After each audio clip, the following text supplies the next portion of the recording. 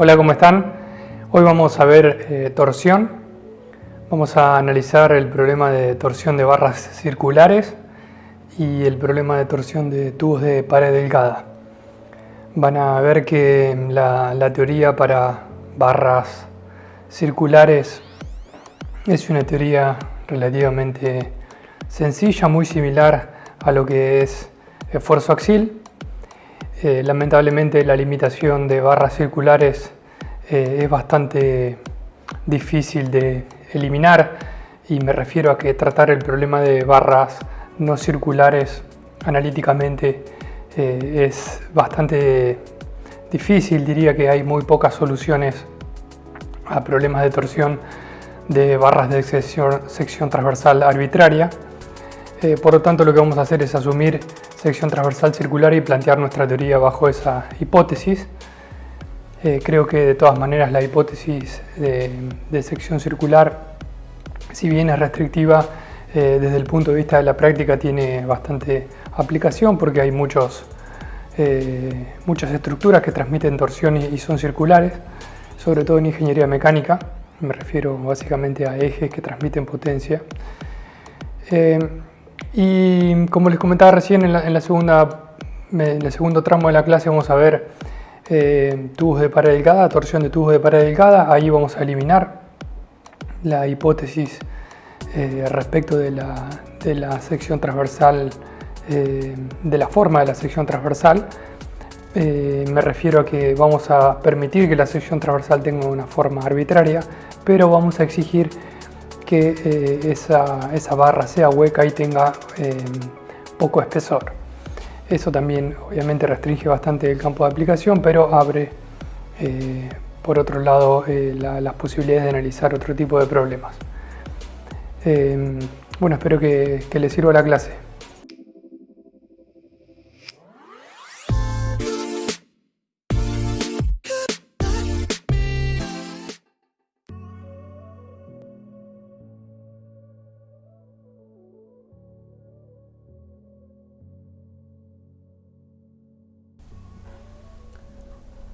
Bueno, vamos a comenzar con la teoría de torsión de barras circulares. Es muy importante justamente el nombre, ¿no? Porque nuestra teoría de torsión solo va a tratar barras circulares y no va a tratar barras que tengan una sección transversal diferente a la sección transversal circular. Esta es una restricción muy importante, no solo desde el punto de vista práctico, sino también desde el punto de vista teórico. Es decir, es necesario recordar que la teoría que vamos a desarrollar ahora solo es válida para ese tipo de sección transversal. Entonces, para comenzar, vamos a comenzar con el problema de torsión uniforme. Y primeramente lo que tenemos que hacer es definir torsión. Y para eso vamos a decir que la torsión es una deformación de una barra prismática, que ocurre por la acción de pares torsores, cuyo eje de rotación es coincidente con el eje de rotación de la barra. Este par torsor lo que hace es producir el giro de secciones transversales contiguas, y ese giro se presenta a lo largo de toda la barra, y es justamente lo que vamos a pretender determinar en el desarrollo de esta teoría.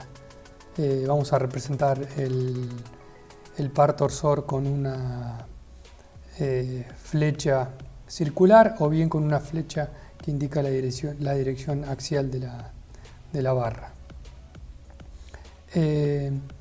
Resulta que el caso de torsión pura va a ser aquel en el cual el par interno es constante a lo largo de toda la sección transversal de la barra. Fíjense que este es el caso de un destornillador, donde la punta genera un par torsor resistivo y uno con la mano genera un par torsor activo, digamos. Para nosotros, el único tramo de ese destornillador que cumple con las hipótesis geométricas del problema, es decir, sección transversal circular, es este que está que estoy indicando ahí con el mouse. Y por lo tanto nuestra teoría va a ser válida solo en esa ubicación. Si quisiéramos obtener una teoría que sea válida para otras secciones transversales o para problemas genéricos de torsión, deberíamos recurrir a una teoría basada en las ecuaciones diferenciales de equilibrio, que en general va a requerir una solución numérica. Esto lo voy a repetir un montón de veces porque pasa para casi la mayoría de los problemas que tienen geometrías complicadas que debemos recurrir a ese tipo de solución. Vamos a comenzar entonces con la deducción de la teoría. Y primeramente, antes de hacer el análisis cinemático del problema de torsión, tenemos que mencionar cuáles son las hipótesis que vamos a realizar. Y primero vamos a asumir que las rotaciones de las secciones transversales van a ser pequeñas. Esto es estrictamente necesario para obtener una teoría lineal. Y ahora vamos a ver en qué parte del desarrollo de la teoría entra esta hipótesis. También vamos a asumir que la torsión de las secciones transversales no genera un cambio de longitud en la barra. Esto generaría, si quisiéramos considerar este cambio de longitud originado por la torsión, de nuevo necesitaríamos recurrir a una teoría no lineal, y la resistencia de materiales solamente trata con teorías lineales. Vamos a asumir también que la sección transversal permanece indeformable. Luego de la deformación quiere decir que esta sección transversal no va a cambiar de radio ni de forma por la acción del torque T. Esto viola lo que es el efecto Poisson, ¿no es cierto? Porque siempre que hay una tensión en una dirección, en general se generan tensiones en la dirección transversal, o en general no siempre. Y en este caso, asumir sección transversal indeformable implica una inconsistencia con el efecto Poisson, pero todas las teorías de barras y de vigas tienen este tipo de inconsistencias. Está bien, nosotros necesitamos asumir sí o sí que la sección transversal es indeformable para mantener una teoría matemáticamente simple. Vamos a asumir que también el material es lineal e isótropo, no está dicho acá, pero sí vamos a asumir que el material es lineal e isótropo. Y también vamos a asumir que en los lugares donde haya cambios de sección transversal, es decir, que pasemos de una sección transversal circular de un determinado radio a otra sección transversal circular de un radio más grande, en esos puntos de cambio de sección transversal no va a haber un cambio de tensiones localizadas, no van a ocurrir tensiones localizadas muy grandes, es decir, no vamos a considerar lo que pasa en ese cambio de sección con respecto a la distribución de tensiones. A veces a esta hipótesis se le llama hipótesis de Simonet. Creo que en estas primeras clases de este año no la he nombrado así, pero es simplemente el nombre de la persona que propuso estas hipótesis. Es decir, que la hipótesis de Simonet dice que la teoría que desarrollemos va a ser válida en lugares un poco alejados de los cambios de sección, y que lo que ocurre en los cambios de sección no es de gran perturbación al resultado general de la teoría. Entonces, en nuestro problema tenemos una barra de sección transversal circular que está actuada por dos momentos torsores. En este caso son dos momentos torsores tanto en la izquierda como en derecha, pero en la izquierda como en la derecha también podría haber vínculos que representan de alguna manera este momento torsor. Es decir, no necesariamente estos momentos torsores tienen que ser fuerzas impuestas, sino que pueden ser reacciones de vínculo. Supónganse que trazamos una línea recta entre un punto P y un punto Q de la barra. Por acción del momento torsor T, este punto Q se va a mover al punto Q', porque la sección transversal gira. Y si aceptamos ese cambio en la cinemática, podemos identificar este ángulo phi, que sería el ángulo que forma el radio entre 0 y Q y el radio entre 0 y Q'. Esta va a ser la variable cinemática de nuestro problema, equivalente al desplazamiento en el problema de esfuerzo axial, y para nosotros va a ser el giro de la sección transversal. Este giro, si miramos el análisis geométrico, vemos que este giro es función de la coordenada x, siendo x la coordenada axial. Quiere decir que si nos paramos en un punto más cercano a la izquierda, que es donde hemos definido el 0, va a tener un giro menor que un punto ubicado más a la derecha. Entonces, de nuevo, esta es la variable cinemática de nuestro problema, que es el giro. Lo que vamos a pretender hacer ahora es identificar una ecuación para poder predecir cuál es el giro en esta barra, para el caso en el que la barra está actuada por momentos torsores. Supónganse ahora que aislamos un tramo de la sección, un tramo de la barra. Puede ser un tramo genérico, digamos, en cualquier ubicación, pero sí es un tramo de longitud diferencial x.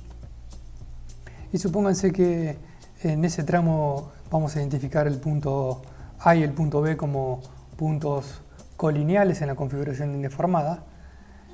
Por efecto del momento torsor T, el punto B va al punto B', y el ángulo que describen los dos radios entre 0 y B y 0 y B' va a ser diferencial θ, porque la longitud del elemento que estamos analizando es diferencial. De la misma manera podemos marcar un punto C y un punto D y pensar que el punto C va al punto C'. Y si trazamos una línea recta entre A y B', podemos identificar a un ángulo que es diferente a este ángulo diferencial phi, que es este ángulo gamma, que lo podemos calcular si asumimos que este ángulo gamma es pequeño. Entonces el ángulo gamma es prácticamente igual a su tangente, y la tangente es el opuesto sobre el adyacente. El opuesto es la longitud B', y el adyacente es AB. Por lo tanto, el ángulo gamma es aproximadamente igual a el segmento BB' dividido el segmento AB. Ahora bien, el segmento BB' es R, que es el radio, multiplicado por el ángulo diferencial θ. Por lo tanto, podemos calcular directamente al ángulo gamma como R por diferencial θ dividido diferencial x. Para el caso de torsión pura, resulta ser que siendo diferencial, dije θ, creo que dije varias veces θ, pero acá es phi, entiendan o corrijan cuando estén viendo el video, corrijan para atrás. Esto es phi. R diferencial phi diferencial x resulta ser, obviamente, diferencial phi sobre diferencial x es la derivada de phi respecto de x. Si el problema es de torsión pura, esta derivada resulta ser una constante, es igual al cambio del giro, es decir, la diferencia entre el giro a la derecha y el giro a la izquierda, dividido la longitud de la barra. Entonces, en ese caso, gamma es R por el delta phi dividido la longitud de la barra. Lo importante de este punto es que en esta igualdad, o casi igualdad, hemos introducido la hipótesis de linealidad geométrica. Y en ese momento asumimos que el giro era pequeño. ¿Por qué? Porque dijimos que gamma, o sea, el ángulo gamma en radianes es aproximadamente igual a su tangente, y eso solo es válido para pequeños ángulos. Si hubiéramos puesto tangente de gamma acá, en vez de escribir gamma, tendríamos una expresión no lineal y no una expresión lineal como en este caso. Entonces, como la expresión lineal es mucho más sencilla de tratar, hemos asumido que el ángulo es pequeño. Es importante que noten que el ángulo gamma varía con el radio. Esta es la expresión para el ángulo gamma. Entonces, si suponemos que el tubo en realidad es hueco, o sea, mantiene la hipótesis de sección transversal circular, pero es hueco, el ángulo gamma en la superficie interior va a ser menor que el ángulo gamma en la superficie exterior. Si ahora digamos, vemos el segmento A, B', C', D y el segmento A, B, C, D en un plano, sería este plano, ¿está bien? Es A, B, C, D, antes es la forma de ese elemento de área de la barra antes de la deformación, y A, B', C', D es la forma de esa superficie de la barra luego de la deformación. Y este era el ángulo gamma que recién habíamos calculado. Ahora, si observamos la geometría de la deformación, vemos que como hemos hecho la hipótesis de inextensibilidad, quiere decir que la barra no se estira, la distancia en esta dirección sería en la dirección axial de la barra entre el segmento B' y C' y el segmento AD no cambia. Por lo tanto, el hecho de que exista este ángulo gamma implica necesariamente la existencia de una fuerza tangencial, que si dividimos a la fuerza tangencial por el área, vemos que tenemos una tensión tangencial, o podemos decir que tenemos una tensión tangencial.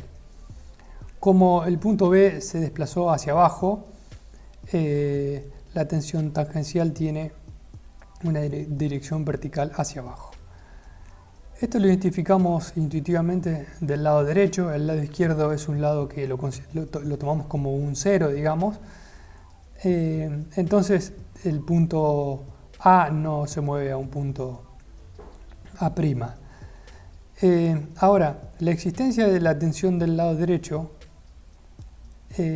necesariamente requiere la existencia de una tensión de igual magnitud del lado izquierdo. ¿Por qué? Porque este elemento está en equilibrio estático. Y si está en equilibrio estático quiere decir que no se está desplazando, ni tampoco está rotando.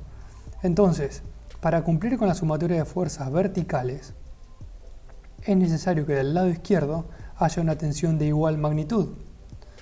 Por lo tanto, la tensión de corte en el lado derecho tiene la misma magnitud que la tensión de corte en el lado izquierdo, de ese elemento de área. Ahora, si decimos que ese elemento tampoco está rotando, porque está en equilibrio estático, estas dos fuerzas generan un par que tiende a rotar esta superficie en sentido horario. Por lo tanto, en las caras inferior y superior deben sí o sí existir tensiones de corte con una magnitud tal que generen un par en sentido antihorario de la misma magnitud. Resulta ser que también esas tensiones tienen la misma magnitud que la tensión de corte en el lado derecho, y la dirección es la que mostramos en la figura. Es decir, en un elemento de área de una barra sometida a torsión, se produce un estado de tensiones de corte que cumplen con la distribución que mostramos en la figura. Ahora bien, si consideramos la ley de Hooke en el problema de corte, habíamos dicho que para el problema de corte la ley de Hooke era tau es igual a G, que es el módulo de elasticidad en corte, por gamma, que es el llamado ángulo de corte, que no es otra cosa que el gamma que tenemos, que hemos nosotros identificado acá. Es decir, este es un problema de corte puro. Entonces el problema de torsión en realidad genera corte puro en las superficies de la sección transversal, las superficies exteriores o interiores de la sección transversal. Por lo tanto, como este gamma es el gamma de la ley de Hooke en corte, y nosotros tenemos una expresión para obtener este gamma, que no era otra cosa que el radio por el cambio en el ángulo de giro total de la barra entre los dos extremos dividido la longitud. En este caso hemos cambiado el nombre de la variable del radio de R a ρ. Como tenemos esta expresión, entonces la tensión de corte, que es función del radio, es igual a G, que es el módulo de elasticidad en corte, por la ubicación radial, que en realidad en este caso lo hemos reemplazado, como decía recién, a ρ por R para indicar que esto es una variable y que puede estar en cualquier ubicación del radio la superficie esta que estemos analizando. En este caso está dibujada en el radio exterior, pero podría ser cualquier ubicación radial. Por eso hace un momento dije superficies externas e internas. Entonces esta es la expresión para la tensión de corte en función al cambio del ángulo de giro y a las propiedades de material. En este caso introducimos una variable adicional que es θ, ahora sí es θ, es la derivada del ángulo de giro respecto de x, y simplemente está introducida porque está así en el libro, pero no aporta nada conceptual, simplemente es un cambio de variables, digamos, y a esta variable θ la llamamos ángulo de giro por unidad de longitud. Entonces, esta va a ser nuestra expresión para calcular tensiones de corte en un problema de torsión. Si queremos encontrar el valor de la tensión de corte máxima, tenemos que reemplazar el valor de la variable radial por el radio máximo, que ahora lo llamamos R. Entonces, el tau máximo, es decir, la tensión de corte máxima, se da en la superficie exterior y su magnitud es G por el radio por el ángulo de giro por unidad de longitud, o lo que es lo mismo por el cambio en el giro de la sección transversal dividido L. Entonces ahora tenemos una expresión para calcular la tensión de corte máxima en función a las propiedades de material y al ángulo de giro por unidad de longitud. La realidad es que no nos es muy útil esta expresión así como la tenemos, porque en general el ángulo de giro por unidad de longitud no es dato, sino que resulta del torque impuesto. Por lo tanto, necesitaríamos una expresión para calcular la tensión de corte máxima, que es lo que nos permitiría dimensionar el problema como función del torque aplicado, y a eso es a lo que vamos a buscar ahora. Para eso vamos a identificar o hacer un balance o una sumatoria de momentos dentro de la sección transversal. Supónganse que ahora cortamos en una ubicación genérica de la barra y miramos la sección transversal de frente. Y supónganse que marcamos o notamos un elemento diferencial de área de esa sección transversal. Como la tensión de corte está contenida en el plano de la sección transversal y actúa en una dirección perpendicular a la variable radial, la dibujamos ahí con esta flecha. Entonces, lo que hacemos, o para qué cortamos esta sección transversal en el medio o en alguna ubicación axial de la barra, para hacer un balance de fuerzas entre o de momentos. Muchas veces uso la palabra balance de fuerzas como sinónimo de balance de momentos, porque muchas veces se le dice fuerzas generalizadas a los momentos. Entonces por ahí a veces estoy acostumbrado a decirle así. Tengan en cuenta esto último para no confundirse. Entonces hacemos un balance de momentos entre el momento torsor externo impuesto y el momento torsor interno absorbido en toda la sección transversal, que tienen que ser de igual magnitud porque el problema está en equilibrio.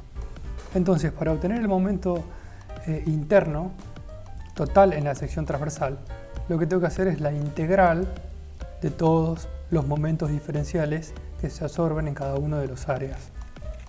Diferencial A. Este momento diferencial, que es de nuevo es el momento torsor que absorbe el elemento de área diferencial A, es igual a la fuerza, que es la tensión de corte por el área, acá lo tenemos, tau multiplicado por el área, por el brazo de palanca, que es la ubicación radial, que en este caso es ρ. Ahora nosotros conocemos del desarrollo anterior que la tensión de corte es G por θ por ρ. Entonces, si colocamos la expresión G por θ por ρ aquí dentro, obtenemos que el momento diferencial es G por θ por ρ cuadrado diferencial área. Si sumamos todos los momentos diferenciales para obtener el momento torsor total absorbido en la sección transversal, y invocamos ese equilibrio que dije recién, entonces el torque externo va a ser igual a la integral en el área de todos los momentos diferenciales. Como la constante material es valga la redundancia, constante en el área, es decir, el G es el mismo en toda el área, y también lo es el ángulo de giro por unidad de longitud, porque como máximo esto podría ser una función de X, y si el caso es de torsión pura, no es una función de X, sino que es constante, sale afuera la integral, no es función del área. Recuerden que asumimos que la sección transversal es rígida. Entonces, lo que nos queda de integrar diferencial M es G por θ por la integral en el área de ρ cuadrado diferencial área. Ahora bien, este ρ cuadrado, la integral en el área de ρ cuadrado diferencial área lo deben recordar de estabilidad 1 y es lo que llamábamos momento de inercia polar. Ahora, fíjense que sigan la fórmula hasta acá y fíjense que podríamos haber llegado a una fórmula equivalente si hubiéramos multiplicado y dividido por la variable radial. Acá hubiéramos tenido r cuadrado y acá hubiéramos tenido tau sobre ρ, que en fin era g por θ. Entonces hubiera sido lo mismo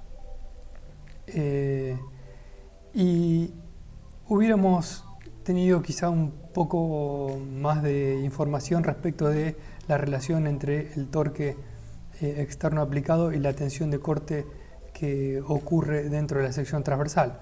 Por esto mismo acá puse la igualdad entre esta expresión y tau máximo sobre R, que resulta de hacer ese reemplazo, multiplicado por IP. De esta manera, y ahora venimos a esta fórmula, de esta manera vemos que la tensión de corte máxima que hay en una sección transversal de una barra circular que está sometida a torsión es igual a el momento torsor aplicado externo multiplicado por el radio exterior dividido el momento de inercia polar.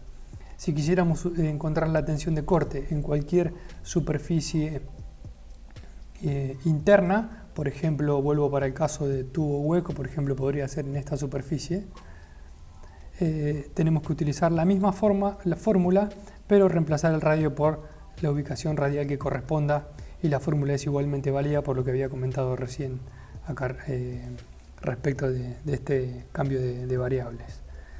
El título tiene un signo de pregunta porque en el libro se dice que esta expresión se llama fórmula de la torsión, y la palabra fórmula parecería sugerir que sale de algún lugar mágico, o al menos a mí me suena a eso, y en realidad es simplemente una expresión para calcular la tensión de corte en el problema de barras circulares, por eso estaba puesto el signo de pregunta. El momento de inercia polar, como la sección transversal es circular, es bastante sencillo de calcular, y es probablemente lo que lo hayan hecho en estabilidad 1. vemos de nuevo de esta expresión que la tensión de corte varía linealmente en el radio. Quiere decir que cuando el radio es cero, la tensión de corte es cero, y cuando el radio es máximo, la tensión de corte es máximo. La distribución de tensiones de corte es la que pueden ver en el dibujo. Ahora bien, tenemos hasta ahora dos expresiones: una expresión para calcular la tensión de corte en función al torque externo, y otra expresión para calcular la tensión de corte en función al ángulo de giro por unidad de longitud. Podemos proceder uniendo esas dos expresiones para encontrar una relación similar a la relación fuerza-desplazamiento que obteníamos en barra, pero ahora para variables torsionales. Es por eso que el título es ¿cuál es, para el caso de barras sometidas a torsión, cuál es la relación fuerza-desplazamiento? En este caso, torsión-giro. Para eso recordamos el procedimiento es sencillo. La derivación es similar a cuando derivamos la expresión delta es igual a P por L sobre E por A. Esta expresión va a ser equivalente, solo que para el caso de torsión. Entonces la tensión de corte era el módulo de elasticidad en corte por el ángulo de corte, y este ángulo de corte era ρ por delta phi sobre L, donde delta phi era el cambio en el giro y la sección transversal en toda la longitud de la barra. Si despejamos este ángulo de giro por unidad de longitud, tenemos que es igual a tau dividido g por ρ. Entonces este g por ρ pasa dividiendo, y tau para nosotros era el torque externo por ρ dividido el momento de inercia polar. Quiere decir que la variable radial se va, y tenemos que el ángulo de giro por unidad de longitud es igual al torque dividido el módulo de elasticidad en corte por el momento de inercia polar. Ahora, este ángulo de giro por unidad de longitud era delta phi sobre L. Bien, por lo tanto podemos introducir donde estaba θ delta phi sobre L, pasar el L multiplicando, y así obtenemos una expresión para calcular el cambio del giro de la sección transversal, es decir, cuánto gira la sección transversal que está en el extremo derecho respecto del extremo izquierdo. Y esa expresión es delta phi es igual al torque externo impuesto multiplicado por la longitud de la barra dividido la propiedad del material, que es el módulo de elasticidad en corte, multiplicado por el momento de inercia polar. Si decimos que o definimos a G por IP sobre L como rigidez torsional, podemos decir o escribir una expresión similar a la de resortes o a la de barras, que en este caso es el torque es igual a la rigidez torsional por el cambio en el giro.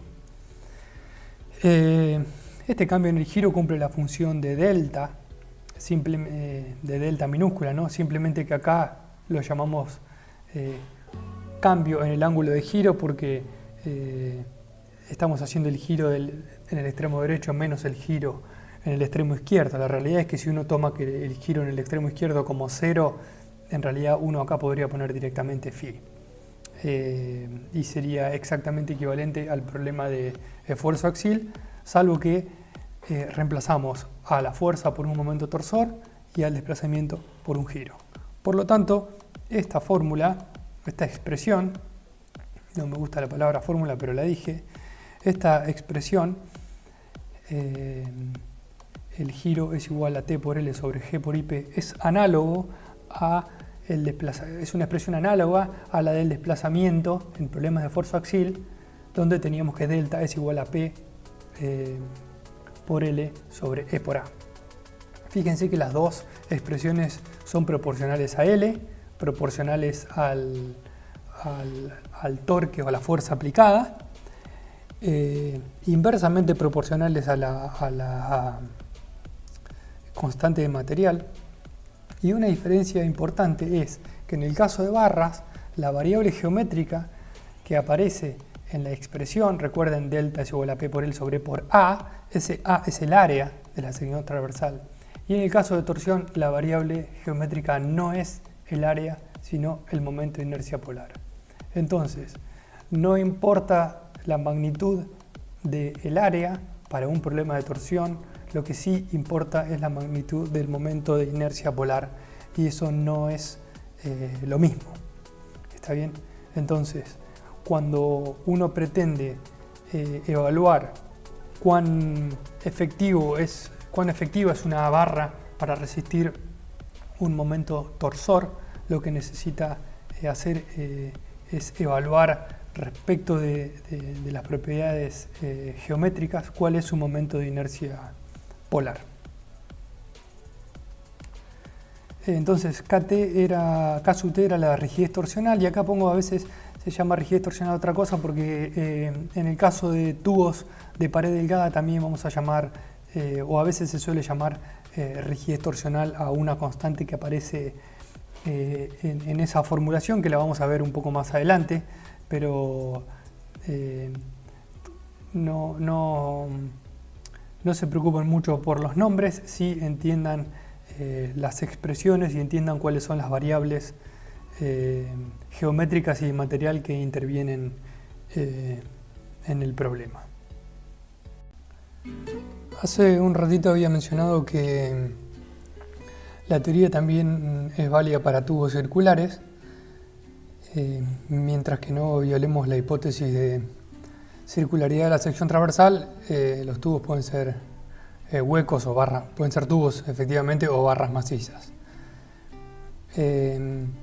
Algo importante respecto de los tubos circulares es lo que está a continuación. Bueno, obviamente es necesario evaluar correctamente el momento de inercia polar, hay que restarle al cálculo del momento de inercia la parte interna que no tiene material. Esto es bastante trivial. Como dije recién, las mismas expresiones para tubos macizos o barras macizas son válidas para tubos. Muchas veces hago un abuso del lenguaje y digo tubos a las barras. Eso sepan entenderlo. Es una mala costumbre mía en realidad. Algo muy importante para el caso de tubos con respecto a barras macizas es que son más eficaces los tubos huecos, valga la redundancia, que las barras macizas. Y eso es porque en la parte interna de la sección transversal, si bien no hay material, como la tensión de corte es proporcional al radio, toda la sección interna no absorbe mucha tensión de corte. Entonces, en el caso del tubo, la tensión de corte está concentrada en el espesor y está mejor distribuida. De esta manera se dice que los tubos son más efectivos que las barras macizas para resistir el momento torsor. Ahora, este punto también es igualmente importante, y lo que dice el punto es: si tengo un tubo y una barra, ambos con el mismo diámetro externo, el tubo obviamente no es mejor que la barra. ¿Por qué? Porque al tubo le falta una parte de material. Por lo tanto, es ilógico pensar que si mantenemos el diámetro exterior, sacar una parte del material va a mejorar la estructura. O sea, eso es imposible. Y eso implica pensar de nuevo la definición de eficaz. ¿Qué significa más eficazmente acá? Más eficazmente quiere decir que para la misma cantidad de material tengo mejor capacidad para soportar el torque. Esto lo pueden hacerlo, a veces lo suelo tomar como un ejercicio teórico. Pueden agarrar un tubo y una barra, igualar los pesos. Obviamente el tubo va a tener mayor diámetro exterior para igualar el peso de la barra, porque es hueco. Y cuando hagan esa prueba y calculen tensiones, van a ver que ante el mismo torque externo el tubo tiene menos tensión que la barra, quiere decir que es más efectivo. Entonces repasen estos dos puntos prestenle bastante atención porque suele pensarse que a igual diámetro externo el tubo es mejor que la barra y eso es realmente ilógico. ¿Es más efectivo? Sí, pero lo que tenemos que igualar es el peso, no el diámetro exterior. Algo importante también en tubos es que el espesor de la pared no puede ser muy pequeño porque corremos el riesgo de que se viole la hipótesis de que la sección transversal permanece indeformable. Esto lo que ocurre es que la sección transversal se deforma y si la sección transversal se deforma el tubo pierde muchísima capacidad para resistir torsión y la teoría que acabamos de plantear no es válida porque justamente lo que dijimos es que la sección transversal tiene que permanecer indeformada. Esa sección transversal permanece indeformada tanto en su plano como fuera de su plano también.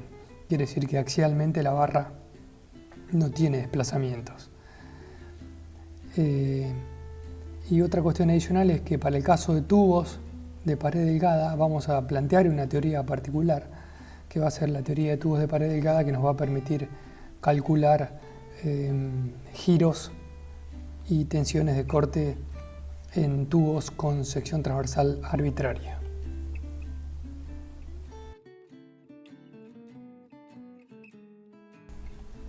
Vamos a ver ahora el caso de torsión no uniforme. El caso de torsión no uniforme es el caso en el cual la sección transversal no permanece constante a lo largo de toda la longitud de la barra y además el momento torsor puede variar con la coordenada axial. Este problema es análogo al problema de barras, salvo que en barras no dijimos que este problema se llamaba esfuerzo axial no uniforme, o al menos creo que no lo hicimos. Acá sí le vamos a poner el nombre de torsión no uniforme simplemente para seguir la convención del libro. En los problemas de torsión no uniforme, que básicamente es esto que tenemos acá, es una barra que la sección transversal varía con la coordenada axial y que tiene momentos torsores aplicados en diferentes ubicaciones. En ese caso vamos a suponer que el problema es un problema de torsión pura de a tramos. ¿Qué quiere decir eso? Que en el tramo, por ejemplo, en este caso AB va a haber torsión pura y en el tramo BC va a haber torsión pura también. Entonces es válida la teoría de torsión pura para analizar este tipo de problemas. Vamos a, de alguna manera, no considerar lo que ocurre en los cambios de sección transversal, de la misma manera que lo hacíamos para el caso de esfuerzo axial. Los momentos torsores pueden aplicarse en cualquier ubicación de la sección transversal, no necesariamente tienen que estar aplicados en los cambios de sección transversal, sino en cualquier ubicación genérica. En este caso, la barra puede no ser prismática, como es el caso en el cual la sección transversal varía. Entonces, para ese caso decimos que la barra no es prismática y que la torsión es no uniforme solamente por el cambio de la carga con la dirección X. La carga me refiero al torque, ¿no? Con la dirección X. Cuando grabé la clase de esfuerzo axial, para que no se hiciera muy larga la clase, no hablé de secciones transversales que varían suavemente con la coordenada axial. Lo que digo ahora es válido también para el caso de barras en esfuerzo axial. Siempre y cuando la variación de la sección transversal no sea demasiado abrupta, las teorías que desarrollamos tanto para torsión como para esfuerzo axial las vamos a considerar como válidas.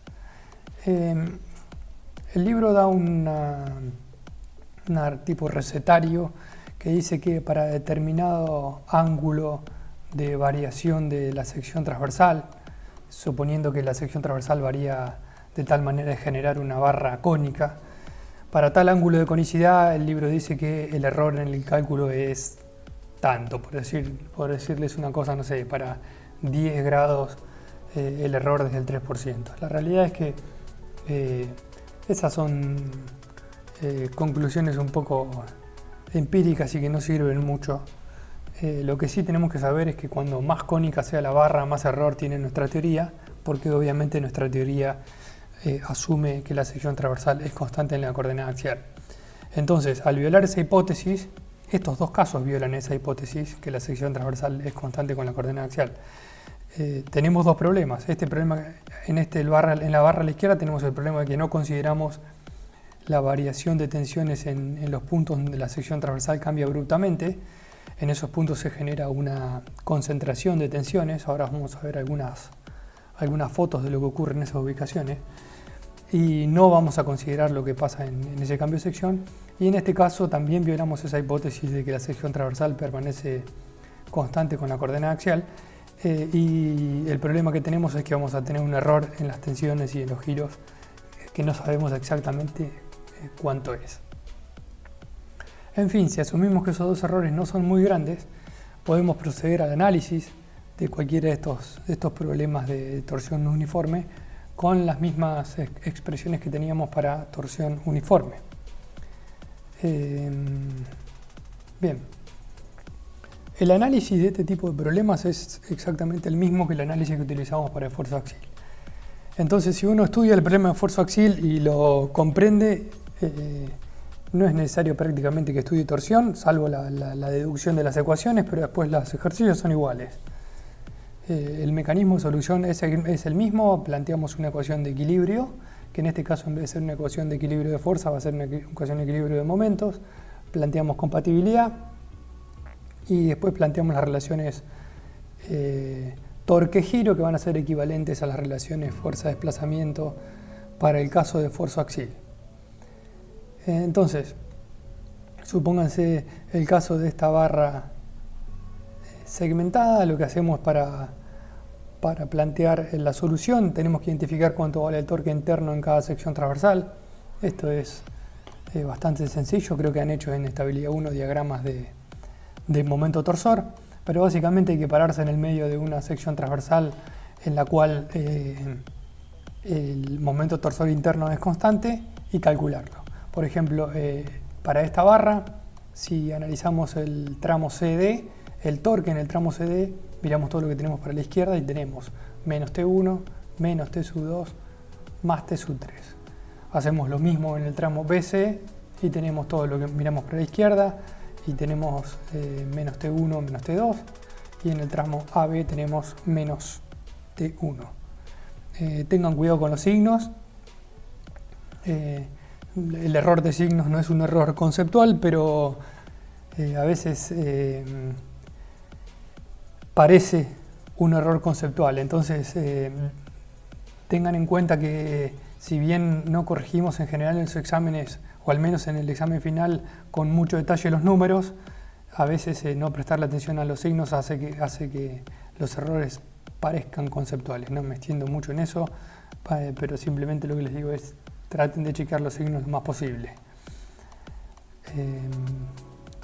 Para determinar el ángulo de giro total en la barra de torsión no uniforme, hacemos lo mismo que en el esfuerzo axial. El ángulo de giro total es la suma de los ángulos de giro para cada uno de los tramos en los cuales el momento torsor interno es constante. Entonces el giro total de la barra, supónganse para este caso, es el giro total de este tramo, más el giro total de este tramo, más el giro total de este tramo. O sea que tenemos en este caso 3 tramos. Tengan en cuenta que tenemos 2 secciones transversales, pero tenemos 3 tramos porque el torque T3 me genera una discontinuidad en el momento torsor interno, por lo tanto tengo que generar una división más, la división de un segmento más. Entonces el giro total es la suma de los giros de cada uno de los tramos. Podemos escribir una fórmula genérica para el giro total, y que es la sumatoria de los torques internos por la longitud de cada tramo, por la constante elástica de cada tramo, por el momento torsor, el momento de inercia polar de cada tramo. Bien, eso es simplemente, el mecanismo es similar y análogo a esfuerzo axial. Para el caso de barras con sección transversal variable, o también es válido para tubos con sección transversal variable, es más raro encontrar un tubo con sección transversal variable, pero hay. El ángulo de giro debe sumarse a lo largo de toda la longitud, y como el torque o el momento de inercia polar pueden variar con la coordenada axial suavemente, digamos, tenemos que aislar un segmento de longitud diferencial x e identificar cuánto gira ese segmento, para después integrar los giros de todos los segmentos diferenciales. Entonces acá vamos a admitir que el torque es función de la coordenada x y que el momento de inercia polar es función de la coordenada x. Quiere decir que acá hay también un abuso del lenguaje en el sentido de que el título dice barras con sección variable, pero si dejamos la sección constante, la fórmula también es válida porque podemos admitir que lo que varíe sea el torque con la coordenada axial. Sería un torque que es función de x. Es medio raro encontrar un torque que sea función de x realmente, por eso es que el título dice barras con sección variable, porque es en general para lo que se usa la fórmula. Entonces el giro total de esa barra es la integral de los giros entre 0 y L, y eso va a ser la integral entre 0 y L del torque dividido G por IP.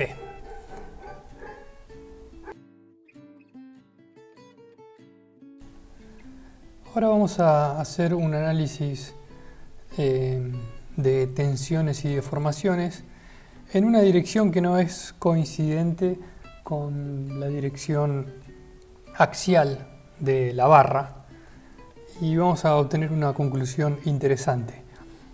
En el video anterior no hice este análisis para el problema de fuerza axial porque lo vamos a hacer en la clase número 7 o clase número 8 cuando veamos tensiones principales. Y este análisis de ahora también va a ser un caso particular de ese, pero como para ir adelantando un poco con qué nos vamos a encontrar en ese capítulo, y como en el problema de torsión es un poco más relevante que en el problema de fuerza axial, vamos a hacer este análisis ahora. Vamos a ir un poco rápido para no entrar en los detalles matemáticos, que son bastante sencillos. Es un problema más que nada geométrico. Les recomiendo que lo miren tranquilamente del libro y vayan siguiendo la deducción para entender el balance de fuerzas, y acá lo que vamos a ver es la parte conceptual, y si bien repasamos el balance de fuerza no nos vamos a detener mucho en cada expresión. Entonces tenemos una barra que está sometida a torsión. Vamos a cortar un pedazo de la superficie exterior de esa barra, puede ser también una superficie interior, pero para que sea más claro, cortamos una superficie exterior. Va a ser coincidente esa superficie exterior con el máximo de la tensión de corte, porque está ubicada en la coordenada radial más alejada del centro. Entonces, esto ya lo habíamos hecho cuando hicimos la deducción de la teoría, y vimos que este elemento de material está sometido a un estado de corte puro, donde la distribución de tensiones de corte era la que muestra esta figura.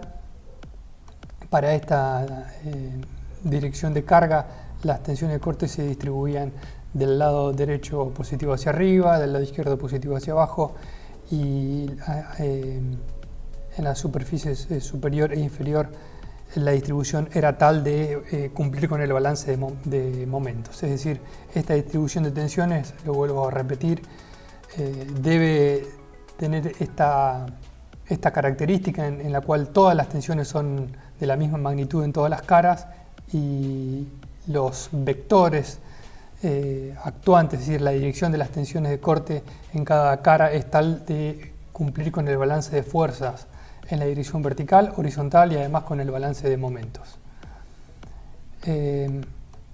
Entonces el elemento que tenemos es este que está acá.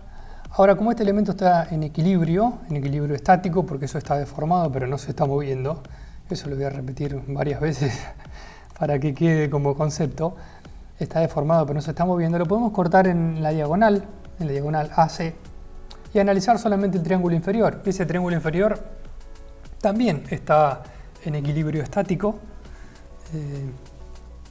y si hacemos eso y ponemos en evidencia el efecto de las tensiones del triángulo superior sobre el inferior, me refiero al superior al ABC e inferior al ACD, entonces aparecen estas dos tensiones, una tensión normal que actúa sobre la diagonal y una tensión tangencial. Entonces, como este elemento está en equilibrio estático, podemos hacer una sumatoria de fuerzas en dos direcciones arbitrarias, pero ortogonales entre sí, para ver qué expresión o qué relación tienen las tensiones sigma sub tita y tau sub tita con las tensiones tau. Noten que estas tensiones tau son las que calculamos con la fórmula tau es igual a T por R sobre IP para el problema de torsión pura. Si hacemos un balance en la dirección tita, este ángulo tita es genérico. Yo acá dije que cortábamos en la diagonal AC, pero podemos cortar en cualquier otra dirección, es decir, este elemento podría estar rotado, etc.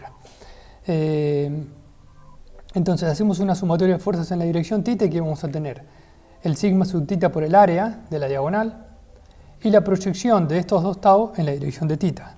Y este es este balance de fuerzas. No entramos en detalle, solamente que llamamos área 2 a este área, al área de la diagonal, por lo tanto la primera fuerza es sigma tita por A2. Tau por A1 por el coseno de tita y menos tau por A0 por el seno de tita es la proyección de estas dos fuerzas en esta dirección. Y lo mismo podemos hacer para la dirección tangencial. Obviamente estas dos tensiones también tienen componentes en la dirección tangencial. Entonces de esta manera podemos construir un análisis, un balance de fuerzas en la dirección de tita y en la dirección perpendicular a tita. Si simplificamos estas relaciones, obviamente ese balance de fuerzas tiene que ser igual a 0. Entonces estas expresiones se pueden simplificar. Y si las simplificamos encontramos que la tensión en la dirección de tita es 2 veces tau por el seno de tita coseno de tita. Y la tensión de corte, esta tensión es normal, ¿no? Porque actúa normal la superficie. Y la tensión de corte que está contenida en el plano diagonal es tau por el coseno cuadrado de tita menos el seno cuadrado de tita. Podemos graficarlas a esas dos tensiones en función a tita. Había dicho que el ángulo tita era genérico, o sea que esta dirección puede ser cualquiera, o sea, podría cortar en un elemento que sea entre C y la mitad de AD también, y así cambiaría el ángulo tita. Ese ángulo tita sería más grande. Si graficamos esas expresiones en función al ángulo tita, vamos a ver que la tensión normal, que sería esta, tiene un máximo para cuando tita vale 45 grados. Eso, si reemplazamos tita igual a 45 grados, vamos a obtener el valor de esa tensión normal. Y ese máximo tiene como magnitud tau. Está bien, coincidentemente. Lo que ocurre es que el seno de tita coseno de tita va a dar un medio multiplicado por 2, nos da que el tau para tita igual a 45 grados, perdón, el sigma para tita igual a 45 grados es igual al tau. ¿Eso qué quiere decir? Ese sería este punto de acá, ¿no es cierto? ¿Eso qué quiere decir? Eso quiere decir que en el problema de torsión yo tengo corte puro si analizo el problema en este sistema de coordenadas. Pero si yo giro el sistema de coordenadas 45 grados, en realidad lo que tengo es una tensión normal y una tensión de corte. ¿Está bien? Ocurre que para el caso exacto de 45 grados, la tensión de corte tau va a ser 0 y tengo una tensión normal máxima de la misma magnitud que tau. Quiere decir que en el ángulo igual a 45 grados, si nuestro material tiene una tensión de rotura o una tensión de fluencia, dependiendo del criterio que querramos aceptar como válido, menor que tau, que es el máximo de tensión normal para tita igual a 45 grados, entonces nuestra barra probablemente pueda romper o esté en riesgo de romper por efecto de la tensión normal a 45 grados. ¿Está bien? Entonces, en ese caso, dependiendo de la relación entre los módulos de fluencia, o sea, entre las tensiones de fluencia en corte y en esfuerzo axial, si la tensión de fluencia en esfuerzo axial es menor que la tensión de fluencia en corte, recuerden que el ensayo de esfuerzo axial y el ensayo de corte son ensayos diferentes, es decir, un material tiene diferentes tensiones admisibles en esfuerzo axial y en corte, o sea, en tensión normal y en corte. Si es menor la tensión normal en esfuerzo axial, esa barra va a romper por esfuerzo axial a 45 grados y no por corte a 0 grados. Y es el caso que ocurre cuando estamos en el pizarrón, hacemos el caso de la tiza. Si uno intenta torsionar una tiza va a obtener una rotura de este tipo, y esta rotura de este tipo está originada por tensión normal a 45 grados. Bien, entonces, el problema es uno solo, algo que quiero aclarar, es decir, el punto que estamos analizando tiene un solo estado de tensiones. En elasticidad, la entidad que se utiliza para medir el estado de tensiones en un punto es el tensor de tensiones. El tensor de tensiones va a contener todas las componentes de tensión que puede tener un punto: tensión en X, tensión normal en X, tensión normal en Y, tensión normal en Z y 3 tensiones de corte. O sea, son 9 componentes, pero 6 son independientes del tensor de tensiones. Ahora, ese tensor de tensiones, si lo analizamos, o si lo rotamos, si lo analizamos en otro sistema de coordenadas, las componentes cambian, pero el tensor de tensiones sigue siendo el mismo. ¿Está bien?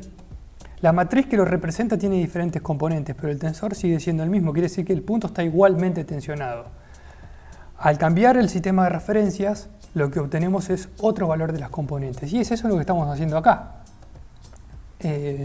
Lo mismo ocurre con vectores. ¿Está bien? Si uno toma un vector y lo analiza en otro sistema de coordenadas, el vector es el mismo, pero las componentes cambian. Acá es lo mismo. Nosotros, como analizamos el problema en otro sistema de coordenadas, porque lo rotamos, aparece una componente que antes no aparecía, que es este sigma. Bien. El material tiene un solo estado tensional en ese punto, que no lo representa ni solamente tau ni solamente sigma, sino que, dependiendo del ángulo en el cual analicemos el problema, puede tener uno, el otro o los dos a la vez. ¿Está bien? Por ejemplo, pueden reemplazar en estas fórmulas θ igual a 30 grados y van a ver que tenemos tau perpendicular a θ y sigma sub θ. Ahora, ¿por qué nos interesa analizar el problema en ese sistema de coordenadas? Porque, como decía recién, para materiales en los cuales el límite de fluencia o el límite de rotura en esfuerzo axial sea menor que el límite de rotura en corte, esa barra va a romper por esfuerzo axial en un problema de torsión. Quiere decir que cuando decimos que un problema de torsión tiene corte puro, es válido si lo analizamos en un sistema de coordenadas que sea coincidente con la coordenada axial y tangente a la circunferencia. O sea, en ese sistema de coordenadas sí tenemos corte puro. Si giramos el sistema de coordenadas, además de tener corte, tenemos tensión normal. Espero que se haya entendido. Cuando veamos tensiones principales por ahí se entiende un poco mejor. Es un poco difícil explicar esto y ser extremadamente claro sin haber definido el tensor de tensiones, que no se define porque no es parte de la resistencia de materiales, sino parte de la teoría de elasticidad. Pero si hubiéramos comenzado por la definición del tensor de tensiones y hubiéramos recordado que los tensores se pueden expresar en distintos sistemas de coordenadas y lo que cambia no es el tensor en sí, sino las coordenadas que lo representan, quizás hubiera sido más fácil de entender, aunque menos directo, más fácil de entender esto que estamos haciendo ahora. Entonces, ahí si dibujamos sobre la barra a la superficie analizada rotada a 45 grados, lo que vamos a tener es tensión normal. Una tensión normal en la dirección a 45 grados y otra tensión normal en la dirección perpendicular a 45 grados. Quiere decir que ese elemento estructural analizado en esa dirección tiene en unas caras compresión y en las otras tiene tracción. Esto lo vemos en esta figura, que es la que sigue. De nuevo está hecha la deducción un poco más detallada en el libro, la pueden seguir, pero vamos a hablar de las cuestiones conceptuales nada más para que no se haga muy larga la clase. Pero de nuevo, si analizamos las fórmulas y reemplazamos para 45 grados, vamos a ver que tenemos tracción a 45 grados y en la dirección perpendicular al θ igual a 45 grados tenemos compresión. O sea, este elemento estaría sometido a esfuerzo axial puro. ¿Está bien? Algunos le dicen estado biaxial a este problema o problema hidrostático en el plano. Entonces, si consideramos este hecho que a 45 grados solo tenemos tensiones normales y recordamos que la deformación de corte es tau sobre g, o sea, de la ley de Hooke en corte, podríamos hacer un análisis de cuál es la deformación normal. ¿Está bien? Y la deformación normal, de nuevo, pueden seguir este detalle, esta deducción con detalle en el libro. Esta deformación normal va a ser resultante de el efecto de la tensión en la dirección X más un efecto Poisson. Está bien, por efecto de la tensión perpendicular a la dirección en la que estamos analizando. Si hacemos un análisis geométrico que está hecho acá, pero si no, no terminamos más, vamos a ver que podemos demostrar matemáticamente, es un análisis geométrico bastante sencillo, pero un poco largo, que la deformación normal máxima es igual a la deformación de corte dividido 2, y eso nos permite a su vez, después de también otro procedimiento geométrico y trigonométrico un poco largo, demostrar que existe una relación efectivamente, como habíamos dicho en el problema de esfuerzo axial, entre la tensión, el módulo de elasticidad en esfuerzo axial, el módulo de elasticidad en corte y la relación de Poisson. Entonces, esto completa lo que había dicho en esfuerzo axial, que las tres componentes que describen la elasticidad de un sólido elástico, tal como el que analizamos en resistencia a materiales, es decir, sólidos elásticos lineales e isótropos. Para ese caso, las constantes son 3, pero solo 2 son independientes. Es decir, podemos elegir E y G y obtener mu de esta fórmula, o podemos elegir mu y E y obtener G de la fórmula. Entonces, repasen del libro esta deducción para, si se quieren entretener en la parte geométrica. Lo conceptual es justamente esta fórmula, no por ahí no acordarse la fórmula de memoria, pero sí saber que las constantes elásticas de los sólidos que analizamos son 3 y solo 2 son independientes.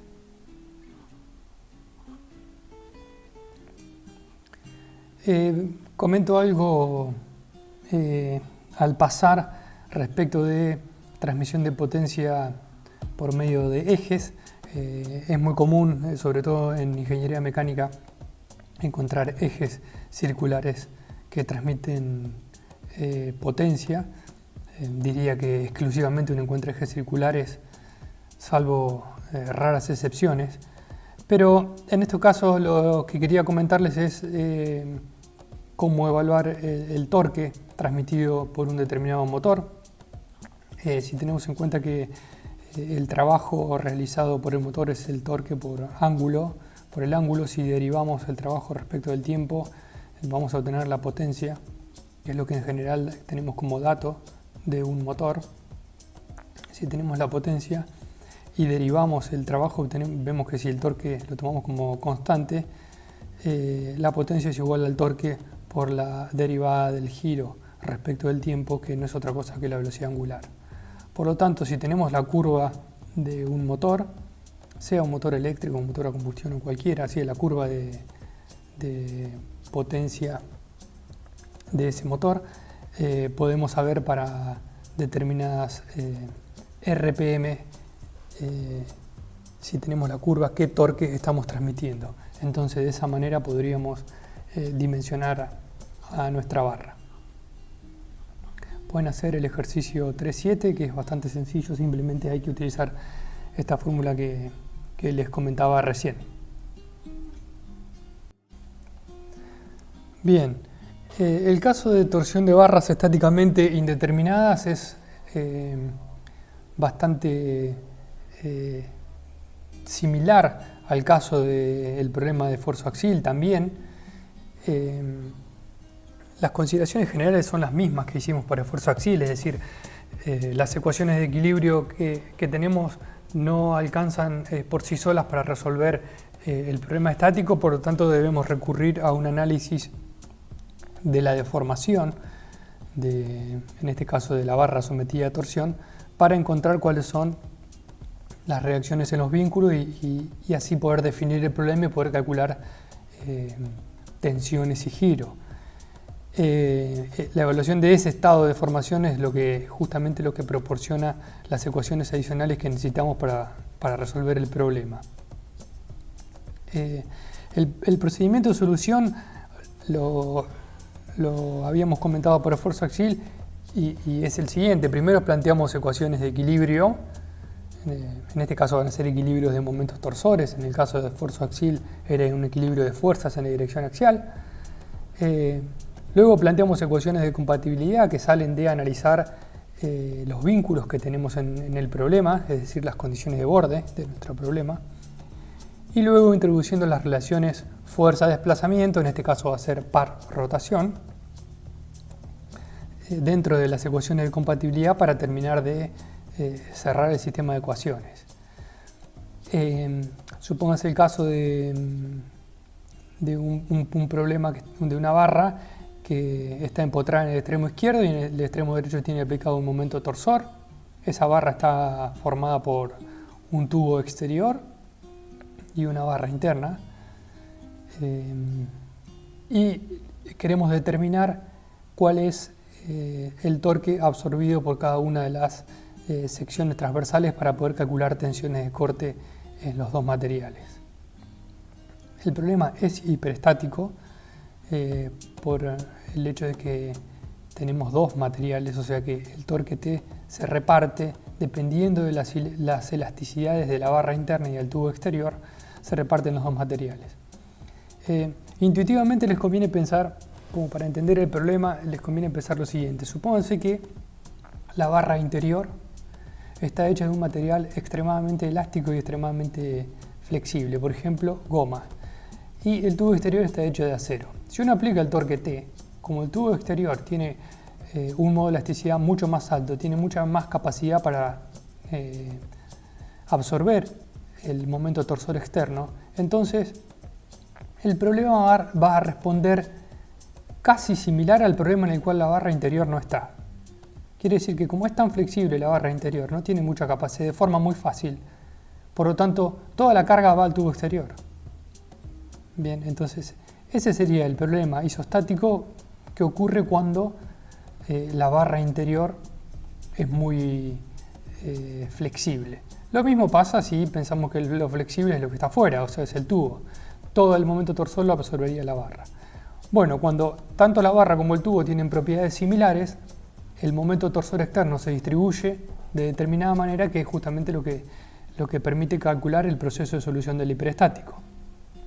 Entonces, el momento torsor aplicado exterior T se reparte una parte en el momento que absorbe la barra, o sea T sub 1, y otra parte en lo que absorbe el tubo T sub 2. La ecuación de compatibilidad que me dice, algo importante, la placa que utilizamos para transmitir el momento tiene que ser rígida y tiene que estar solidariamente unida a los dos materiales. Quiere decir que le voy a poner a las dos barras el mismo giro. Bien, si eso no ocurre, el problema no lo puedo resolver. Por lo tanto, es una condición que hay que entender y que es muy importante porque por ahí uno en la solución se pierde porque no considera eso.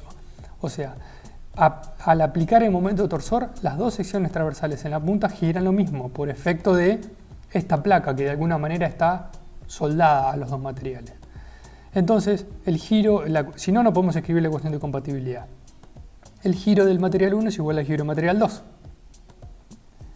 Y el giro del material 1 de la relación giro par, o sea que sería lo equivalente a la relación fuerza-desplazamiento, que esa relación era phi es T por L sobre G por IP, en la barra interna es el momento torsor en la barra interna por su longitud dividido G por el IP. Y lo mismo en la barra exterior. Y el sistema así, el sistema así está resuelto, porque tengo 3 ecuaciones con 3 incógnitas. Es importante entender este procedimiento hasta acá. De acá en más uno puede proceder de un montón de formas diferentes. Por ejemplo, puede, no sé, despejar, insertar el equilibrio en T1, insertar el equilibrio en T2, primero igualar las dos expresiones sin insertar el equilibrio insertarlo después. O sea, hay varias formas de plantear este problema, todas son equivalentes porque es un sistema de 3 ecuaciones con 3 incógnitas. Las ecuaciones obviamente son lineales. Entonces es un sistema que con paciencia seguramente todos los van a poder resolver. El tema es llegar hasta acá y entender este procedimiento genérico, que es algo que les recomiendo que presten particular atención. Este problema lo planteamos así rápidamente lo hacemos oral, digamos. Es el ejemplo 3.9 del libro, en el cual tenemos esta barra que tiene una sección transversal variable, o sea, es un problema de torsión no uniforme, y está cargado por un momento torsor T. Lo que necesitamos obtener es cuál es la tensión de corte en los tramos y cuál es el ángulo de giro en el punto donde está aplicada la carga.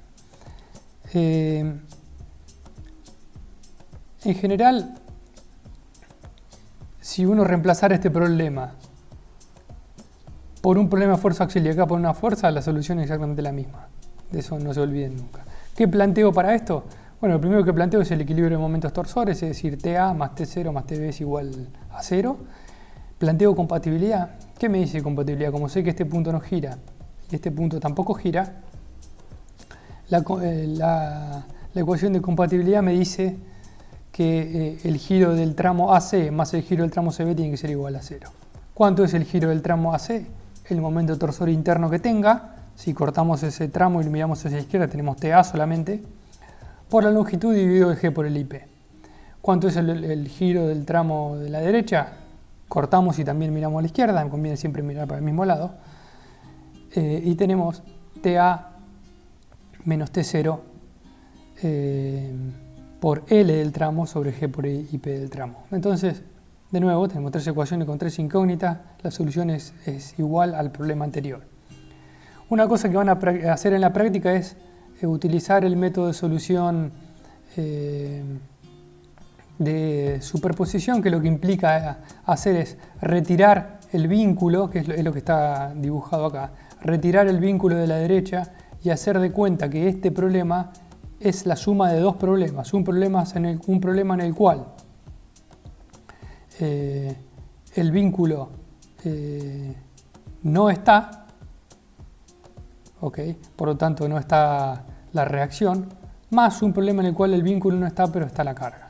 Esto lo van a hacer en la práctica, es el método de superposición. A mi criterio no es muy útil ni es muy necesario. Uno directamente planteando lo que decía recién, 3 ecuaciones con 3 incógnitas, no tiene que hacer de cuenta que esta barra es la suma de dos problemas equivalentes. Eso para mí implica una complicación adicional a alguien que está aprendiendo la materia y que está tratando de entender cuál es el desarrollo teórico. Sumar esa abstracción a mi criterio perjudica más de lo que ayuda.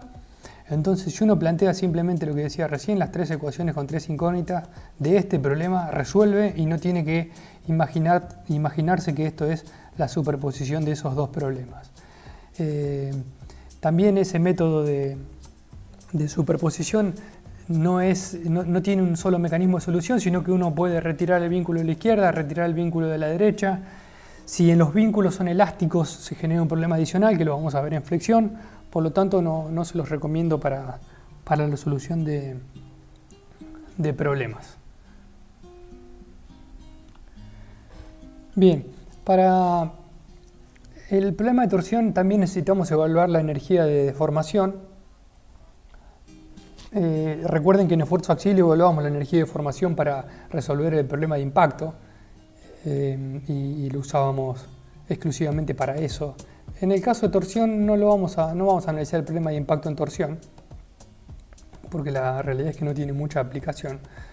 Pero sí vamos a analizar tubos de pared delgada y el uso o el planteamiento de la teoría de tubos de pared delgada requiere necesariamente de evaluar la energía de formación. Por eso vamos a ver cómo calculamos la energía de formación en torsión. Se puede hacer de varias maneras. Si uno hiciera lo que hicimos en esfuerzo axial, que era integrar en el volumen la tensión por la deformación, que en este caso sería la tensión de corte por la deformación de corte, llegaría a la misma expresión que si uno integra el torque a lo largo de todo el giro. ¿Está bien? O sea, el torque, cuando el giro vale 0, el torque es 0, y cuando el giro vale phi, el torque es máximo. Entonces que el torque es una función de giro que básicamente es una constante, que es la rigidez torsional por el giro. O sea que podemos calcular la energía de formación de esta manera o de la manera que lo hicimos en esfuerzo axial. Las dos formas son análogas y tienen que dar lo mismo. Si hacemos esta integral, es simplemente, esta es una constante, la sacamos afuera, y esto es el giro al cuadrado sobre 2. Entonces la energía de formación del problema de torsión es el torque por el giro sobre 2, que es análogo al problema de esfuerzo axial, porque en el problema de esfuerzo axial daba P por delta sobre 2. También podemos hacer lo mismo que en el problema de esfuerzo axial y reemplazar al giro por la expresión para el giro en torsión, que era T por L sobre G por IP, y obtenemos esta expresión que está acá abajo, que es T cuadrado por L sobre 2G por IP. O bien podemos expresarlo exclusivamente como función del giro. O sea, todas estas expresiones para calcular la energía de formación son equivalentes y uno puede usar cualquiera. Sí o sí es importante tener en cuenta que si utilizamos esta expresión para calcular energía de formación, hay una no linealidad con respecto a la carga, ¿está bien? Porque la carga está al cuadrado, por lo tanto no podemos superponer cargas. Es decir, calcular la energía de formación para una carga, o sea, tomar una barra que tiene dos cargas y decir que la energía de formación total de la barra es la suma de la energía de formación originada por la carga 1 más la energía de formación originada por la carga 2, eso es incorrecto. Y no es correcto justamente porque la carga está elevada al cuadrado. Y eso, digamos, desarrollando el binomio, el cuadrado del binomio, lo van a ver claramente que no es equivalente. Esto lo está dicho acá abajo, está comentado, por ahí me adelanté, pero es indistinto. Sí mencionamos que si la barra tiene sección transversal, una sección transversal que varía suavemente en la dirección X, tenemos que integrar la función de torque al cuadrado dividido 2G por el IP de X. Hay algún ejercicio, creo, en la práctica para ejecutar esta integral, pero no tiene mucho concepto, más que lo que ya vimos. Simplemente lo rebuscado es calcular la integral dependiendo de la función que esté en el denominador. Eso a veces suele ser trabajoso. Si tenemos una barra, un problema de torsión no uniforme, en cual la no uniformidad está originada porque la sección transversal varía de a tramos, y en ese caso podemos decir que la energía de formación total de la barra es la energía de formación de cada uno de los tramos. Ahí sí podemos aplicar superposición con respecto a tramos, ¿está bien? No con respecto a cada una de las cargas. Y entonces la energía de formación total de la barra es la suma de la energía de formación de cada uno de los tramos, que es lo que dice esta fórmula. Ahora que ya introducimos la expresión para la energía de formación, vamos a desarrollar la teoría de tubos de pared delgada. Vamos a suponer que tenemos una barra, un tubo en realidad, porque es una barra hueca, que tiene una sección transversal de geometría arbitraria, pero que cumple la condición de tener un espesor pequeño. La sección transversal debe ser la misma en cualquier ubicación axial, entonces podríamos decir que es un tubo prismático, y lo que vamos a hacer es hacer un análisis de fuerzas en un segmento de la barra en un área de la superficie, un determinado volumen de material ABCD, que es este que está acá. Y vamos a hacer un balance de fuerzas en ese volumen para poder elaborar alguna expresión para calcular la tensión de corte y el giro en esta barra. Como dijimos anteriormente, los tubos de pared delgada pueden tener sección transversal arbitraria. De esta manera esto no es consistente con lo que habíamos visto hoy para la teoría de torsión de barras circulares. Por lo tanto, esta es una teoría diferente. Entonces, si tomamos este volumen de material y tenemos un espesor pequeño, aunque el espesor no necesariamente tiene que ser constante, si ese espesor es pequeño, podemos asumir que la tensión de corte en el espesor no varía mucho, justamente porque como el espesor es pequeño, para que la tensión de corte varíe mucho, el gradiente de tensión, o sea, la derivada en el espesor debería ser muy grande. Entonces podemos asumir, hacer esa hipótesis de que la tensión de corte no varía mucho en el espesor. Entonces decimos que la tensión de corte es constante en el espesor, en magnitud. Obviamente no es constante en la coordenada circunferencial porque el espesor varía, por lo tanto no necesariamente tiene que ser constante en la coordenada circunferencial. Entonces, si aislamos este elemento de volumen, vemos que en la cara derecha tenemos en esta ubicación una tensión de corte tau sub b, y en esta otra ubicación, como el espesor es diferente, tenemos una tensión de corte tau sub c. Ahora, como el espesor es constante en la dirección X en esta cara, está bien porque la sección transversal no varía con la coordenada axial, en esta cara tenemos tau sub c. De la misma manera en esta cara tenemos tau sub b. Y en la cara AD tenemos tau sub b en este borde y tau sub c en este otro borde. Acá el espesor es el espesor en C, digamos, y acá es el espesor en B.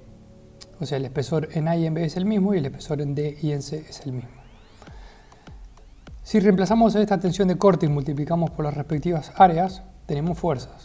Entonces acá podemos decir que tenemos una fuerza F sub C, F sub B y F sub 1 y F sub 1.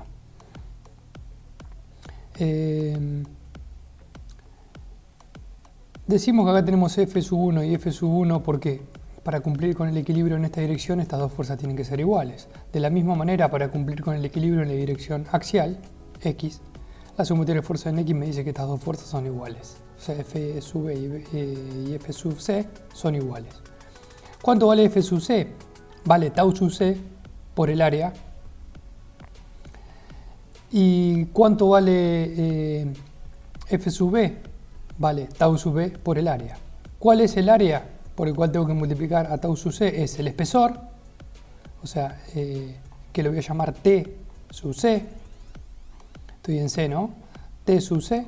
¿Cuánto vale la longitud? Diferencial X. O sea que el área es T sub C por diferencial X. Multiplico tau sub C por T sub C, que es el espesor, por diferencial X, que es el área, y obtengo la fuerza. Entonces hago lo mismo en C y en B, y los igualo porque las fuerzas son iguales. El diferencial X se me va, y tengo que tau sub B por T sub B es igual a tau sub C por T sub C. O sea, la tensión de corte multiplicada por el espesor es constante en esos dos puntos. Ahora, como tanto el punto B como el punto C son arbitrarios, es decir, yo corté acá pero podría haber cortado en cualquier otra ubicación y el análisis es igualmente válido, llego a la conclusión de que la multiplicación de la tensión de corte por el espesor es una constante en este problema. Bajo estas hipótesis, la tensión de corte multiplicada por el espesor es una constante. Y a eso lo vamos a llamar flujo de corte. Entonces el flujo de corte es una tensión de corte multiplicada por el espesor. Y en tubos de pared delgada es una constante. Como el flujo de corte es constante, va a cumplirse que cuando la tensión de corte es mínima, el espesor es máximo. Y eso es bastante intuitivo, que en una ubicación donde el espesor sea máximo, la tensión sea mínima. Y la inversa también es válida, quiere decir que si quiero encontrar en un tubo de pared delgada el punto de máxima tensión, tengo que ir a buscar el punto de menor espesor. Entonces ese es el análisis intuitivo que podemos hacer de esta expresión para tubos de pared delgada. Entonces, esta expresión simplemente nos dice eso, que la tensión de corte multiplicada por el espesor es una constante, pero no nos dice mucho más, es decir, no nos dice cómo calcular tensiones y giros efectivamente de este problema en función a la magnitud del momento torsor aplicado. ¿Está bien? Para eso necesitamos hacer un balance de momentos torsores en la sección transversal. Entonces, para eso vamos a hacer algo similar a lo que hicimos para tubos circulares, salvo que tenemos que adaptar el análisis para el caso de esta geometría. Supónganse que ahora aislamos un elemento de circunferencia diferencial S, este elemento de área. Como el espesor es pequeño y la tensión de corte es constante en el espesor, si bien el espesor no es infinitesimal, el análisis es válido igualmente. Entonces esta longitud diferencial de S multiplicada por el espesor me va a dar el área de ese elemento que estoy analizando. Y si multiplico la tensión de corte en ese área por el brazo de palanca, tengo el momento torsor diferencial que absorbe ese área que está ahí. El brazo de palanca obviamente tiene que ser perpendicular a la fuerza es tangencial porque es una fuerza de corte que se origina en la tensión de corte. Entonces, si quisiera obtener todo el momento torsor interno absorbido por la sección transversal, debería integrar entre una ubicación circunferencial cualquiera y el mismo punto una vez que he dado toda la vuelta a la circunferencia para poder obtener el momento torsor total. Esa integral la hago sobre la línea media de la sección transversal. Elijo la línea media por conveniencia porque el error es un poco menor, pero si hubiera elegido la línea exterior o la línea interior, el análisis sería más o menos válido igual porque el espesor es pequeño, entonces no habría mucho error, pero se supone que en la línea media hay menos error. Entonces, hago una integral en coordenadas curvilíneas entre un punto que defino como 0, en este caso está definido acá el 0, y el mismo punto, pero una vez que di toda la vuelta. Entonces la integral es entre 0 y LM, donde LM es una medida de la coordenada circunferencial. Entonces, esta integral entre 0 y LM de diferencial t, siendo que diferencial t es la fuerza de corte multiplicada por el brazo de palanca, esa fuerza de corte es el flujo de corte, que es tau por el espesor, por el diferencial S, o sea que tau por el espesor por el diferencial S me da la fuerza. Y el radio queda dentro porque el radio varía con la coordenada circunferencial, ¿está bien? Entonces, la fuerza sería el flujo de corte multiplicado por el diferencial S y el brazo de palanca es R. Cuando hago esta integral, eso lo pueden probar, no estoy seguro no recuerdo si está probado en el libro, pero creo que no. La integral del radio a lo largo de toda la circunferencia es 2 veces el área media. Y el área media es el área encerrada por la circunferencia. Entonces, si uno puede medir de alguna manera ese área media, no necesita hacer la integral, directamente sabe que esa integral es el área media. De esta manera, tengo que T es igual a el flujo de corte por 2 veces el área media, que es esta expresión que tengo acá. De esta manera puedo calcular el flujo de corte si conozco el torque impuesto, o sea, el torque externo. Es decir, si conozco el torque externo y puedo evaluar de alguna manera el área media, al conocer el flujo de corte y saber que el flujo de corte es la tensión de corte por el espesor, tengo definida la tensión de corte. Y esto es esta expresión que está acá. La tensión de corte es igual al torque aplicado dividido el espesor por 2 veces el área media. Obviamente es función de la coordenada circunferencial S porque el espesor es variable. Bien, Entonces el espesor varía con S, y como el espesor varía con S, la tensión de corte también. Como decía hoy, si quisiéramos calcular la tensión de corte máxima, va a estar dada, por ejemplo, en este caso, en esta zona. Ojo, ¿no? Estoy diciendo en esta zona, ¿por qué? Porque es el espesor mínimo. Entonces, cuando el espesor es mínimo, la tensión de corte es máxima, porque sabemos que el producto de la tensión de corte por el espesor se mantiene constante en toda la circunferencia. Ahora bien, tenemos una expresión para calcular la tensión de corte en función del torque aplicado, pero todavía no tenemos una expresión para calcular el giro de esta sección transversal. Nosotros sabemos que el giro para el problema de fuerza axial, de torsión, es T, el torque por L, sobre G por IP. Bien. Entonces nosotros ahora planteamos esta fórmula como adivinando lo que vamos a obtener. Y pensando, bueno, yo quiero obtener una fórmula parecida, pero voy a reemplazar el IP por una constante J. Esto, cuando lo vean, lo escuchen, obviamente parece raro porque es como que la persona de antemano conoce la solución. Y sí, es un poco así. De antemano sé que la fórmula me va a dar parecido, entonces como que propongo. Bueno, proponemos esta expresión y vemos qué valor tiene que tener J para cumplir con esto. Ok. Entonces,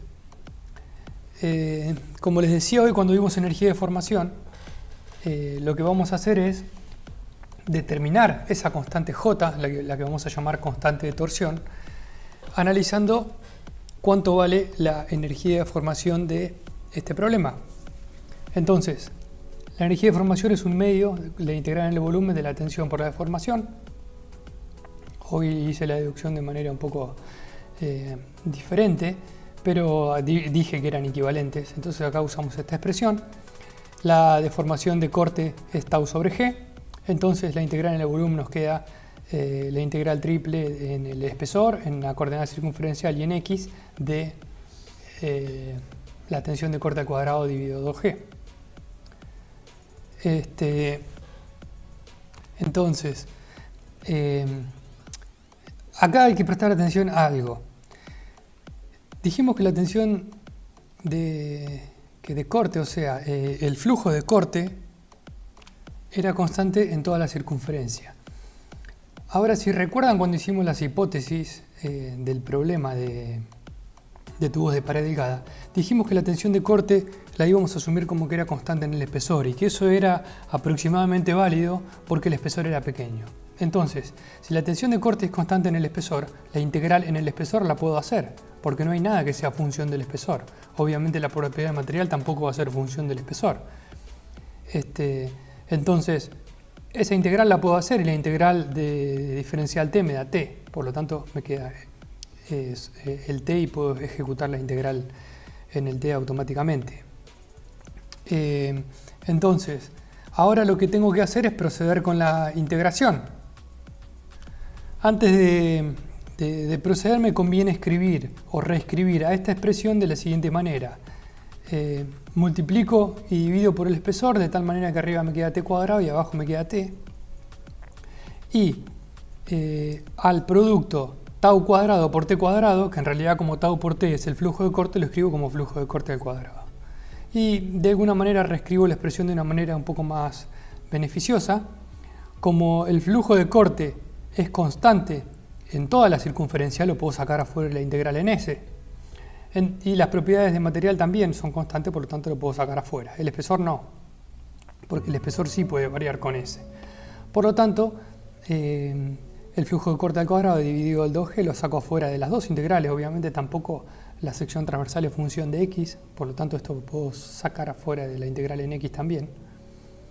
Y de esta manera puedo separar las dos integrales. El espesor no varía con X, sino que varía con la coordenada circunferencial y entonces de alguna manera separo las dos integrales. Por lo tanto, simplifiqué bastante la integración al haber hecho este cambio de variables. En realidad no es un cambio de variables, sino es multiplicar y dividir por el espesor y reemplazar por el flujo de corte. Ahora, como sabemos que el flujo de corte es el torque aplicado dividido 2 veces el área media, esta expresión la puedo meter acá dentro del flujo de corte al cuadrado y tengo que la energía de formación para el tubo de pared delgada es T al cuadrado por L sobre 8G por el área media al cuadrado multiplicado por la integral entre 0 y LM, que es la coordenada final de la integración circunferencial de S sobre T, o sea, de 1 sobre T en S. La integral entre 0 y L diferencial X es simplemente L, por eso aparece el L acá, ¿no es cierto? Entonces, y acá está la clave de por qué calculamos la energía de formación de un tubo circular y por qué dije que lo íbamos a necesitar para tubos de pared delgada cuando en realidad son teorías diferentes. Porque ahora voy a decir lo siguiente. Si escribo aparte de esta expresión, básicamente a 4 veces área al cuadrado divide la integral entre 0 y LM de 1 sobre T diferencial S como J, o sea, digo J es igual, lo defino, es una definición, J es igual a todo esto, yo puedo escribir la expresión de la energía de formación como T cuadrado por L sobre 2G por J. Si comparo esta expresión con la energía de formación de un tubo circular, voy a ver que son casi iguales. Salvo qué cosa, que en vez de aparecer el momento de inercia polar, aparece J, que es todo esto que está acá abajo. O sea, lo que vale J salió de calcular la energía de formación del tubo y definir esa constante. ¿Está bien? Entonces, como la fórmula para energía de formación o la expresión para energía de formación de tubos de pared delgada es análoga ahora que para barras circulares, solo que reemplazando el momento de inercia polar por J, puedo proponer ahora que el giro, no sé por qué no lo tengo acá, debería estar la fórmula, puedo proponer ahora que el giro es esta expresión que está acá, bien, es T por L sobre G por J, y que debería ser válido. ¿Por qué? Porque estoy haciendo una analogía entre la energía de formación de un tubo de pared delgada, la energía de formación de una barra, y eso me habilita a proponer esta función para calcular los giros. Siempre y cuando esté bien calculada la energía de formación, esta expresión va a ser válida. ¿Ok? Entonces, es un enfoque un poco rebuscado para encontrar el giro, pero es el único enfoque que podemos determinar porque evaluar el giro en función a la cinemática del problema es mucho más complicado que evaluar el giro a través de este criterio energético y de hacer una analogía entre la energía de formación de una barra circular y de un tubo de pared delgada con sección transversal arbitraria. Entonces, lo difícil de acá obviamente es calcular J, porque hay que ejecutar esta integral y obviamente esta integral puede no ser fácil de obtener dependiendo de la geometría de la sección transversal. Entonces, para los problemas que hagamos nosotros vamos a dar el valor de esta integral, o sea que el valor de J lo van a conocer. En caso de que J sea una geometría muy complicada, esto se puede evaluar numéricamente de una manera bastante sencilla, de tal forma que no nos preocupa mucho que esta integral sea difícil, de alguna manera podemos estimar J con una buena exactitud. Entonces, esto es todo por tubos de pared delgada. Recuerden, tenemos dos expresiones para calcular las variables de interés de nuestro problema, por un lado las tensiones y por otro lado los giros. Cuando analizamos las hipótesis de la resistencia de materiales, dijimos que había una hipótesis que le íbamos a decir, la hipótesis de Saint-Venant, que decía que no íbamos a concentrarnos en lo que pasaba en los cambios de sección de los problemas tanto de tracción como de torsión, también va a ser válido para flexión, porque asumíamos que nuestro análisis era válido en zonas un poco alejadas de esos cambios de sección. La realidad es que en esos cambios de sección transversal lo que se genera es una concentración de tensiones, así se le dice normalmente, que no responde a nuestra teoría, responde a una teoría un poco más complicada, que es la teoría de la elasticidad. Supónganse el caso de esta barra, que tiene una sección transversal con una magnitud de la izquierda y otra magnitud menor de la derecha. Está sometida a un torque en el extremo. Y los colores acá indican magnitud de la tensión. Esto es una simulación, es un cálculo por elementos finitos, por lo tanto los valores que estamos obteniendo son valores muy cercanos a la realidad. Y como esta teoría considera absolutamente de todas las tensiones, no solo tensiones de corte, esta teoría lo que está haciendo es resolver las ecuaciones diferenciales a derivadas parciales de equilibrio, o sea que resuelve el problema completo, casi sin ninguna hipótesis restrictiva, salvo isotropía. Entonces el valor de tensiones que obtenemos es real. Fíjense que para nuestra teoría, por ejemplo, en esta ubicación, si el momento aplicado está del lado derecho y este lado está empotrado, por ejemplo, que creo que es exactamente el estado de cargas, si estuviera invertido sería lo mismo, sería igual la conclusión. Si analizamos la tensión que tenemos en esta ubicación, por ejemplo en el medio, deberíamos tener una tensión similar a la tensión que tenemos en esta ubicación. Y en realidad no es tan similar, sino que cuando más nos acercamos al punto en el cambio de sección transversal, vemos que aparece una concentración de tensiones, o sea, la tensión aumenta mucho en una pequeña zona que es justamente lo que sería el radio de acuerdo.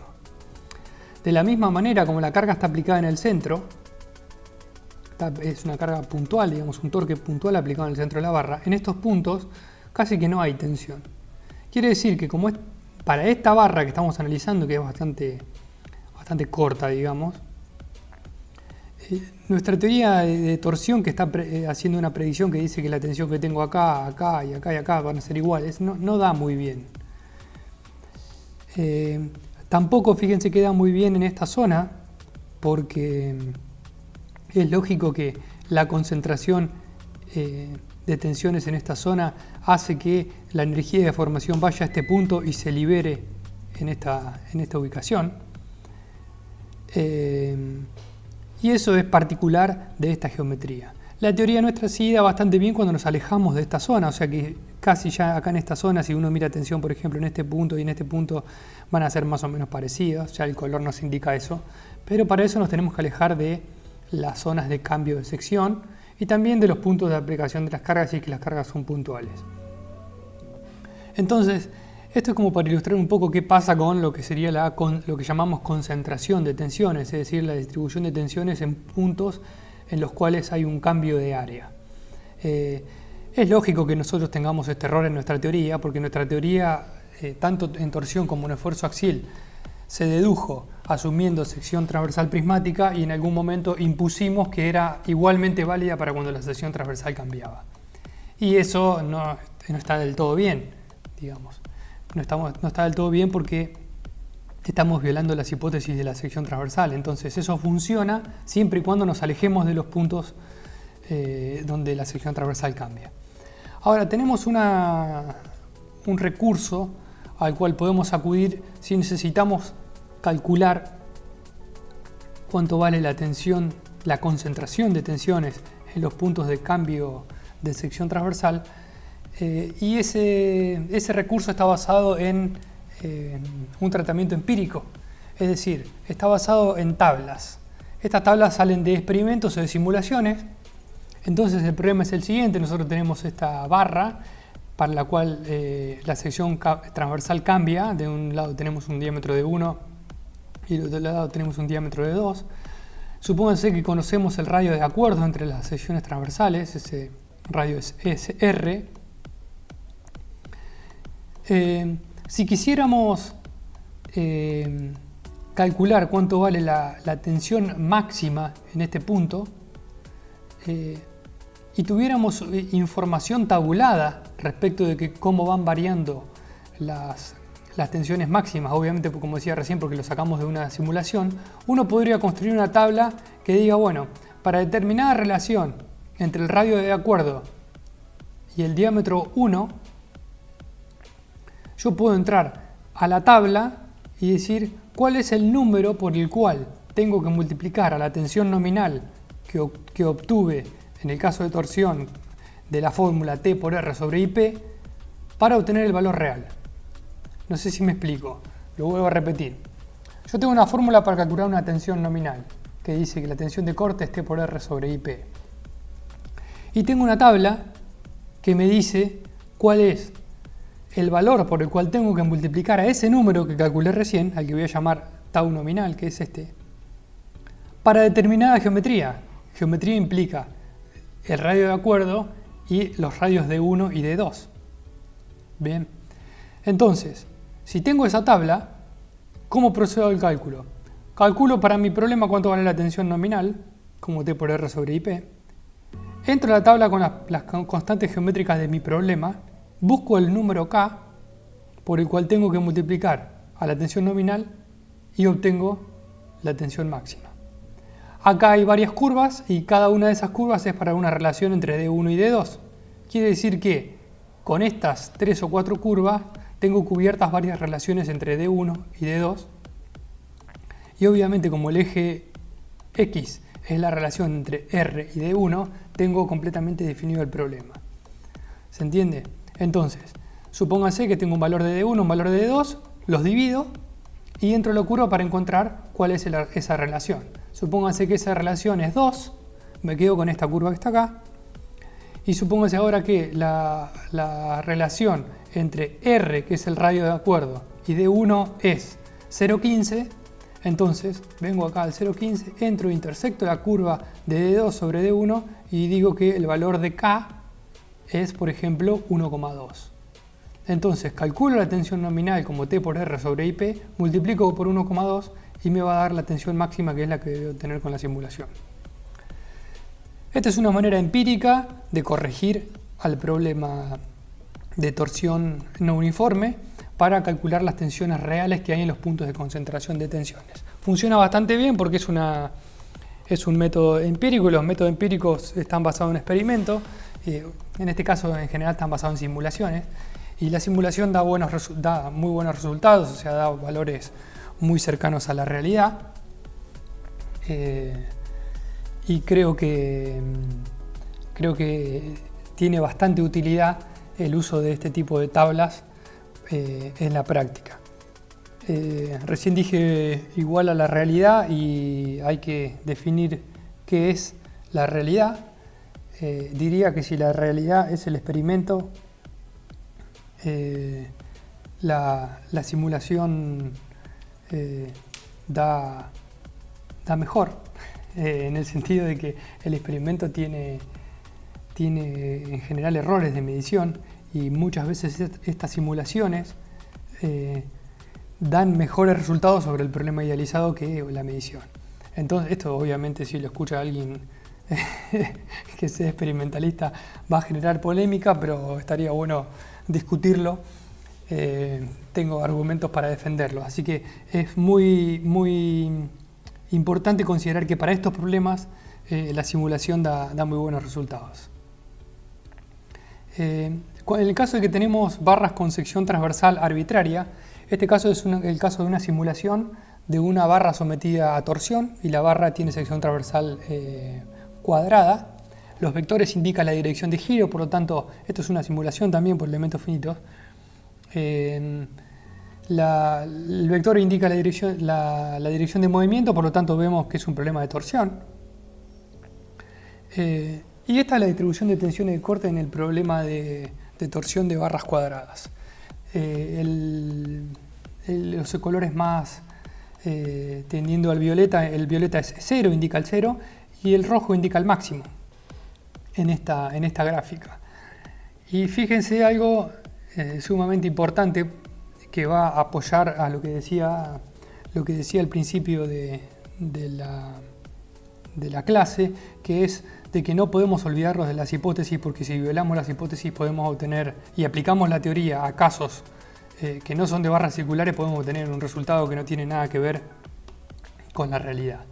Fíjense, la barra cuadrada da una tensión máxima en estos bordes, en este, simétrica obviamente la distribución, Pero en los puntos más alejados al centro, es decir, cuando R es máximo, si quisiéramos definir un R para este problema, la tensión es 0. ¿Está bien? Si seguimos un criterio análogo al de barras circulares, uno debería pensar que el máximo está acá y que el valor en esta ubicación es menor que en esta porque el radio es menor. ¿Está bien? Entonces, y justamente en vez de obtener el máximo obtenemos 0, que sería el mínimo. O sea, la conclusión que obtenemos si hacemos una analogía es completamente diferente a la realidad. Entonces, ojo, tengan mucho cuidado y no se olviden nunca que las teorías que desarrollamos de torsión son válidas, bien para barras circulares o para tubos de pared delgada. Algo que no comenté, pero muchas veces para tubos de pared delgada se suele analizar el alabeo de la sección transversal, y el alabeo está definido como la desviación axial de la sección transversal. Si bien cuando hice la hipótesis, cuando presenté las hipótesis de la teoría de barras circulares, dije que la sección transversal estaba rígida en su plano y que además la barra no se extendía, o sea, no variaba su longitud en la coordenada X. Eso sí pasa en algunos tubos de pared delgada. En algunas estructuras de pared delgada hay alabeo, es decir, por ejemplo, este punto va hacia adelante y estos puntos van hacia atrás. No vamos a tener una teoría para determinar el alabeo en tubos de pared delgada. No es parte de la resistencia de materiales, pero está bueno comentar de que ese problema existe y que tiene solución en algunos casos a través de la teoría de la elasticidad analíticamente, y tiene solución en casi todos los casos a través de una solución numérica por elementos finitos, por ejemplo. Bueno, nada más por ahora.